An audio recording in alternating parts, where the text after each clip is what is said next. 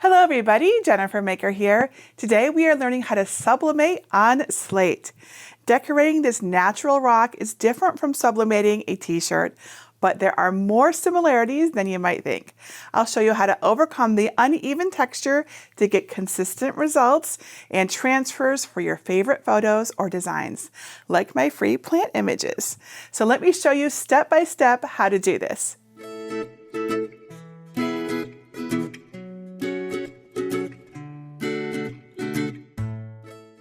I don't know about you, but I've heard that sublimating on Slate can be challenging. So we had to try and figure it out.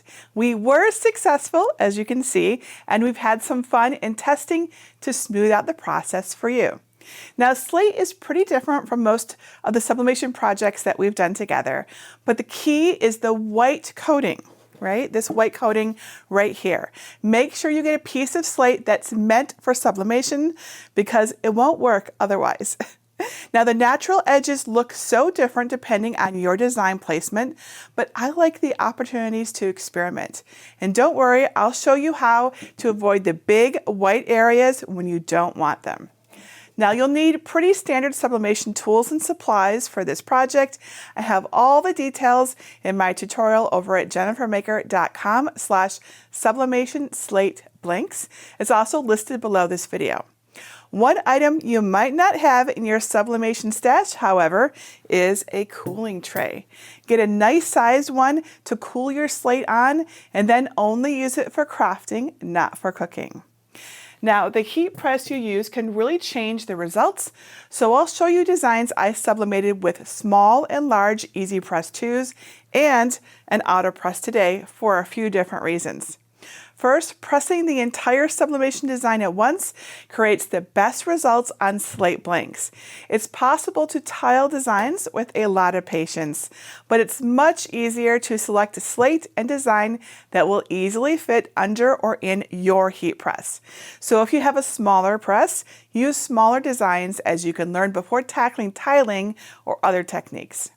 Now with the 9x9 press, I got the best pressing results by pressing up to 7 or 8 minutes with pretty firm pressure. But the 12x10 press is heavier and it doesn't require the extra pressure that the smaller press did. And the auto press doesn't need the extra pressure at all. So if you have shoulder or wrist troubles, you want to use a heavier press for this project.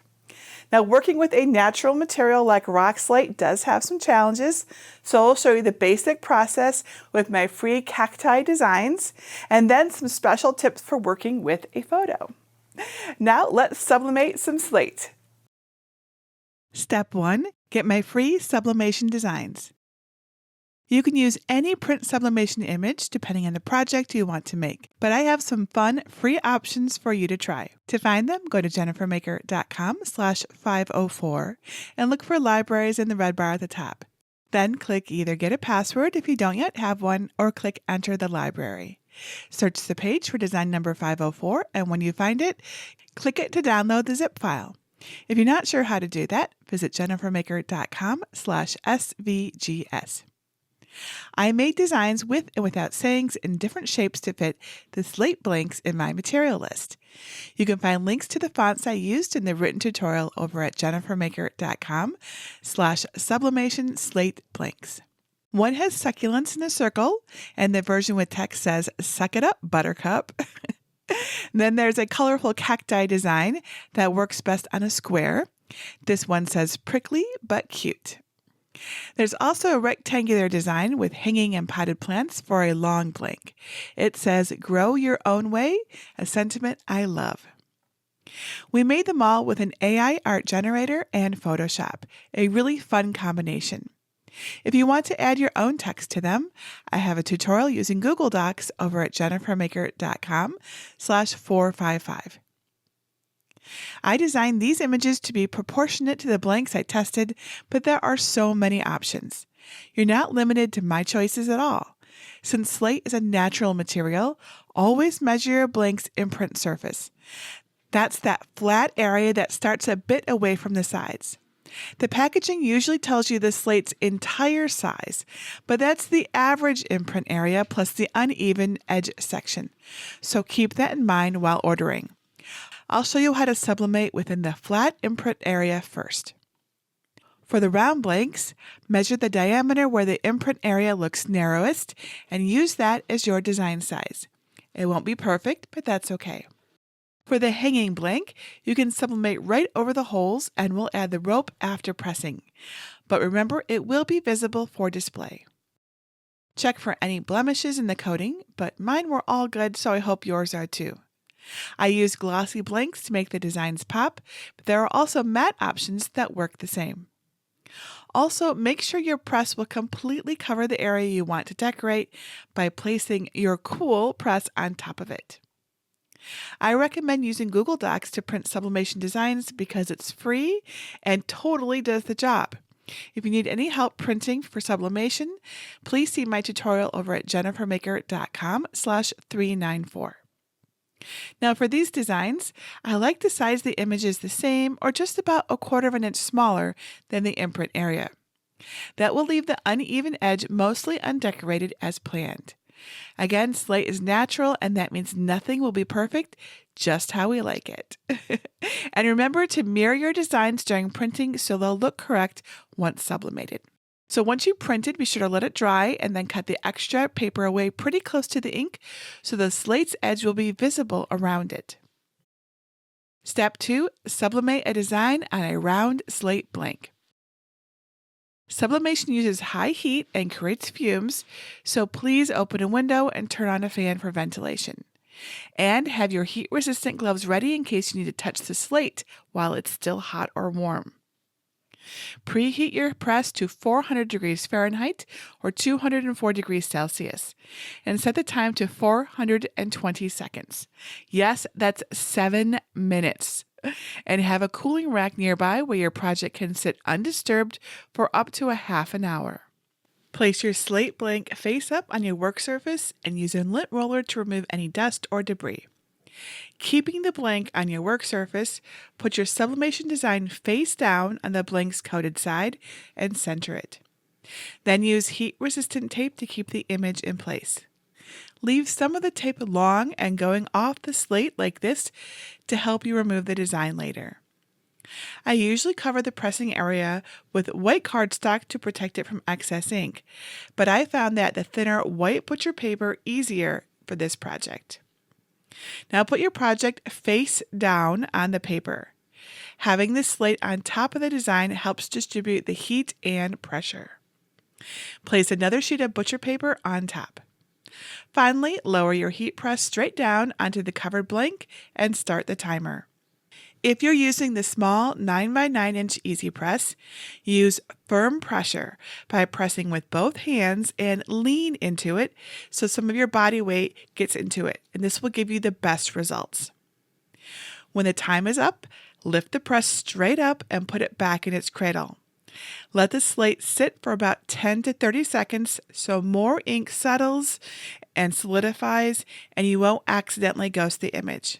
And give your arms a break after all that pressing too. Now put on your heat-resistant gloves to remove the top sheet of butcher paper. Then lift the slate by its edges without letting it slide around. Sit it on the cooling rack face up. Carefully remove the sublimation paper from the slate using that strategically placed overhanging tape that we left extra long. Now slate retains heat, so be sure to let it cool for at least 10 minutes before touching it without gloves. Larger pieces will stay hotter for longer, so be careful. The colors might darken a bit as the slate cools, so it's fun to check their progress. Just be careful. Once it's cooled to the touch, your project is ready to display. The blanks I used came with handy display feet so you can display them on any flat surface. Or if you made the hanging style, just feed the rope through the holes from the front and tie knots in the back and it's ready to go. Let me show you how to sublimate a photo on a square slate blank. I use mostly the same steps to sublimate photos on slates, but now I don't want the white edge showing. Even though the imprint area is about 7 inches by 5 inches, I'm going to print my photo a half an inch larger than the slate so it covers the uneven edges. That will help the ink fill in any white spots. Print your mirrored image at that size following my Google Docs tutorial over at JenniferMaker.com/394, and then let the print dry. Again, turn on your fan, set up your cooling rack, and have your gloves nearby. This time, I'll use my Cricut Auto Press to show you the results with automatic pressure. It's the same time and temperature, so we're going to set it to 400 degrees Fahrenheit or 204 degrees Celsius and 420 seconds. Lint roll any dust away. Now this time, put your print face up on your table so it's in the right orientation. Place the blank face down on the design so the ink is evenly visible around the edges. Then drape longer pieces of heat-resistant tape over the blank's edges so one end is on slate and the other is on the design paper. Make sure the edges are secure. If any tape goes beyond the print, just trim it off. Add a piece on each side. Even though the slate has uneven edges, the photo will get pushed up a bit during pressing and the ink will fill in the white spots to blend with the photo. Cover the pressing area with white butcher paper. Then move the project over and place it on the paper with the design on the bottom and the slate on top. Cover it with more butcher paper and then press the project. My auto press adjusts to the project, but remember to use firm, consistent pressure if you're using another kind of heat press. When the time is up, put on your gloves before touching anything. And be sure to let it sit for at least 10 seconds or so, and then remove the top butcher paper. Gently lift the slate and design paper and place it face up on the cooling rack. Safely remove the tape and paper by lifting the overhanging paper this time, and then let your project cool. Step 3, show it off. I just love how sublimation looks on slate and all of the display options available like the display feet and the hangers. Now, if your slate ever gets dirty, just dust it off with a soft cloth. And remember, they're for display only. Don't let them get any hotter than 385 degrees Fahrenheit or 196 degrees Celsius, or the sublimation ink may reactivate and fade or even become uneven. And now you can sublimate on slate. Now, one of the biggest challenges I found in sublimating slate was discoloration. And I think that is mostly because of the inconsistencies in heat and pressure during pressing.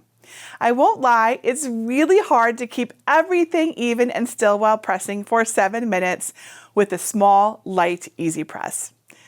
Here is one slate heated with a 9 by 9 inch easy press with firm pressure. And then one I made using the 12 by 10 press without any additional pressure. Pretty similar, right? The extra 5.5 pounds from the larger press seems to help. And finally, here's one made with the Cricut Auto Press, which also looks really nice. Even if you're using the same type of press as me, some have heat fluctuations on their surfaces that we can't control. If you've had to adjust the time for other sublimation projects to get the colors you want, try experimenting with a minute less or more with your slate. Sometimes different tools just work differently, so always be open to experimenting and learning. But if you've had good results with other sublimation projects and are really struggling to get consistent results on your slate, it's worth trying a heat conductive pad like this one, this green pad, especially if you're using a handheld press. The link to this is in my materials list. The pad goes on top of the last piece of butcher paper right before you lower the press in place. Its material helps spread the heat evenly across the slate surface, compensating for uneven temperatures. Now, I didn't get drastically better results in my tests with the conductive mat, so I don't think it's absolutely necessary. But if you're struggling and you want to invest in making sublimation slates easier, I have seen others improve their results with the heat conductive mat. And if you do want to try tiling designs on slate, you can find my tips over at JenniferMaker.com/442. Even if you do everything perfectly, you might still get some discoloration where your pressing times overlap a bit, where the parts overlap a bit, and then overheat the slate. It happens. Just keep that in mind. I hope you'll try these tips and make some beautiful sublimated slate projects. They look so good when they're done.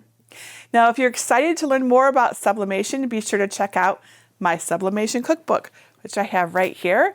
It's over at JenniferMaker.com/sublimation cookbook. It's also on Amazon. It's got all the directions for sublimating on slate, plus over 150 other sublimation blanks. No more guessing at temperatures, times, or pressures with my cookbook. You can get a digital copy from my bookstore as well as a beautiful pre-printed edition from Amazon. Or if you want to connect with other sublimation crafters, I have a Facebook group just for you.